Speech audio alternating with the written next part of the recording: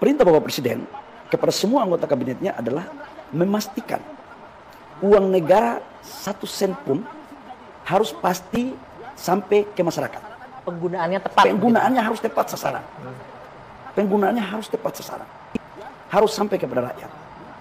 Nah, secara kebetulan LPG ini adalah menyangkut hajat hidup orang banyak.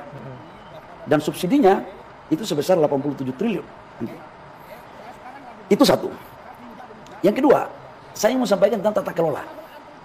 Begitu saya masuk jadi Menteri ESDM, itu mendapatkan laporan dari berbagai lembaga pemeriksaan, termasuk dalamnya aparat penegak hukum. Laporan terkait apa, Pak Balil? Dari KPK, bahwa penting untuk dilakukan penataan terhadap proses LPG. Pendistribusian, harga. Nah, tahu nggak Anji? Harga yang kita kenakan ke masyarakat itu per kilogram itu 4.250. Satu tabung LPG itu pemerintah melakukan subsidi 36.000. Dengan kata lain, per kilogram itu 12.000. Setelah itu kita lihat tata kelolanya. Pertamina yang diberikan penugasan untuk melakukan ini. Pertama adalah Pertamina membawa ini kepada agen, itu harganya 12.750. Untuk yang 3 kg ya? 3 kg. 12.750. Oke. Dari agen ke pangkalan itu harusnya maksimal itu di angka 15.000. Oke. Karena selisihnya itu harusnya 2.000 sampai 3.000.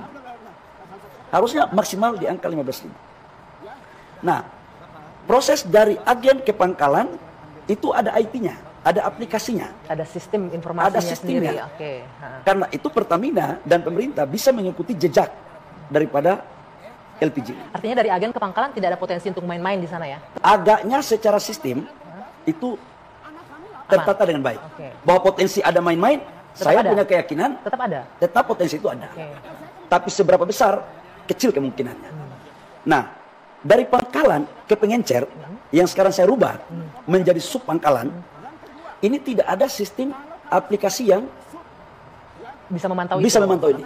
Artinya tidak terpantau. Termasuk harganya nggak akan terpantau sampai di pengecer. Akhirnya apa yang terjadi? Harapannya itu sebenarnya dalam pandangan kami, satu tabung rakyat itu harus membeli maksimal 18.000 sampai 19.000. Fakta di lapangan itu fakta di lapangan. Saya pikir teman-teman media tahu. Ya. Ada yang beli sampai dengan 25.000, 23.000, ada yang sampai dengan 30.000.